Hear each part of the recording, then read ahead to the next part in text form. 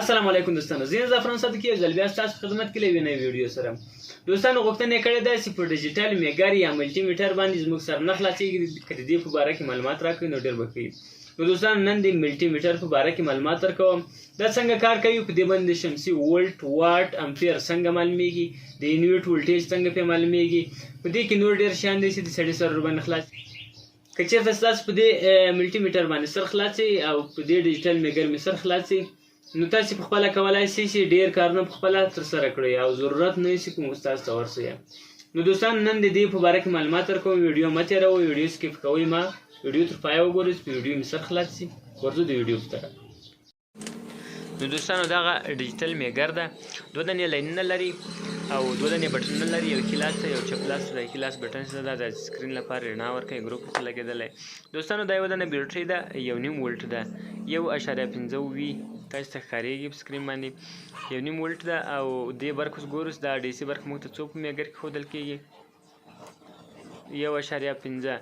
یعنې دا 1.5 ولټ برق موږ ته صحیح ښیي. اوس دا بله بیټرۍ ګورو، په دې کې توره برق ده، دا به 3.7 یا 3.5 ولټه برق پکې وي. په دې بیټریو کې 3.7 ولټه برق په دې بیټریو کې ده. دوستانو دا له 20 ملي ولټه څخه ولټیج ښیي تر 600 ولټه پورې ښیي، یعنې له 1 ولټه شروع تر 600 ولټه پورې ښیي. او په دې باندې لیکلي دي خپله 200 ملي ولټه، 2000 ملي ولټه او 20 ولټه، 200 ولټه، 600 ولټه. دا ولټیج ټول دی درته ښودلی شي. او چپ لاس کې کته 600 ولټه او 200 ولټ لیکلي دا اي سي برق ده. تاسو ته به دا چپ لاس کې په میګر په سکرین کې ښکارېږي ډي سي لیکلی ده. کله چې د دو میګر بټن په دې ځای کې ولاړ وي، په دې ډي سي ولټیجو باندې ولاړ سي، هر ځای ولاړ ول، هلته په سکرین کې تاته ډي سي شو کوي، یعنې دا اوس مړ برق تاسو ته ښودل کېږي. او کله چې د ژوندي برق خواته وړ، دا 200 ولټه او 600 ولټه لیکلي دي، دا ژوندی برق تاسو ته ښیي، اي سي برق. هلته په سکرین کې تاسو ته اي سي شو کړي، یعنې تاسې اوس اي سي برق کتلی شئ. تاسو ته په ساکټه کې اوس ولټیج په سکرین کې ولټیج ښکاري، په ساکټه کې برق 212 ولټه برق دی. دا ژوندی برق اوس را روان دی. مړ برق او ژوندی برق کې تاسو وکتل، په دې کې تاسو د یونیټ ژوندی برق کتلی شئ او په هغه پورته ولټیجو کې تاسو د شمسیانو ولټیج کتلی شئ. او دغه امپیر چې ده، کله چې تاسو یوه شمسي کمزورې او زوروره شمسي ګورئ، تاسو به میګر په دې 10 ودروئ او دغه سور لاین چې ده دا به له خپل ځایه خطا کړئ، چپ لاس خواته په 10 A max باندې بیا ولګوئ. دلته تاسو ته امپیر بیا ښودل کېږي چې تاسو شمسي څونه زوروره ده، څومره زور لري.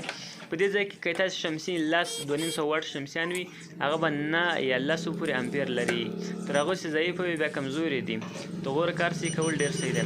د دې بیټریو دا بیټرۍ خو زور زیات لري. بیټریو کې دغه یغو بیټریو امپیر نه سوی ښولی، تر 10 ولټیج امپیر اړولو او په دې وړه بیټرۍ کې 4.2 امپیره برق ول.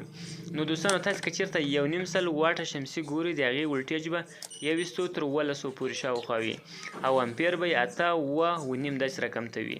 او که 2.5 ولټه شمسي ګورئ، په هغو کې ولټیج وي 140 ولټه لري یا 40 ولټه برق لري او امپیر چې ده هغه له 9 تر 10 8 9.5 داسې شاوخوا کې وي.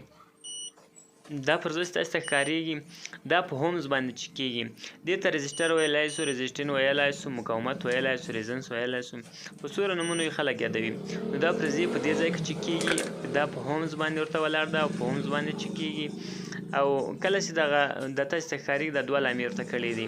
او دا زیړ بټن چې چپ لاس ته ووهو، بیا ډایوډ ته واوړي، هغه علامه یې بدله کړه، د ډایوډ علامه یې ورکړه. ډایوډ به څه شی وي؟ ډایوډ هغه شیان دي، هغه په شمسیانو کې په سولرو کې چې لګېدلي، خلک ورته ډبرې وایي، ډبرو په نامه باندې مشهور دی، په شمسیانو کې لګېدلي، دې ته ډایوډ یا یو دانه زه تاسو ته ګورم چې کوم چې دا رقم ته کار کوي.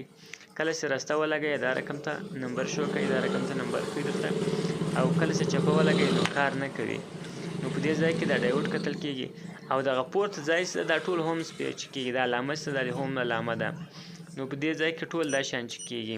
په دې باندې د مستري سړي سر خلاصېږي، هغه ته معلومېږي. نو دوستانو په میګر کې نور شی نشته، څه شی چې ټول مې درته وښودل. که مې ویډیو خوښ شوې چینل سبسکرایب کړئ، ویډیو لایک کړئ، ښایسته کمنټ